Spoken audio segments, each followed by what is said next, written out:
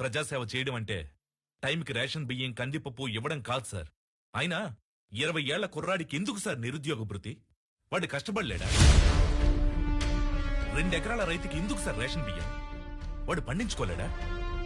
మీ ప్రభుత్వ పథకాల వల్ల కష్టపడే తత్వం, పండించే సామర్థ్యం చచ్చి బద్ధకం నిద్రలేస్తోంది సార్. ఏ రోజైతే మీ ఉచిత పథకాల కన్నా కష్టపడటమే ఉత్తమం అని ప్రజలు ఎప్పుడైతే నమ్ముతారో ఆ రోజే మీరు నిజమైన ప్రజాసేవ చేసినట్లు సార్. అంటే మా మీద నమ్మకం లేకుండానే ప్రజలు మమ్మల్ని గెలిపిస్తున్నారా? మీ పేరు మారుతురావు కదా? అవును. మీ నియోజకవర్గం రామాపురం కదా? అవును, రామాపురమే. మీ రామాపురం గురించి మీకేం తెలుసు కొంచెం చెప్పండి సార్. ఏముందండి రామాపురంలో?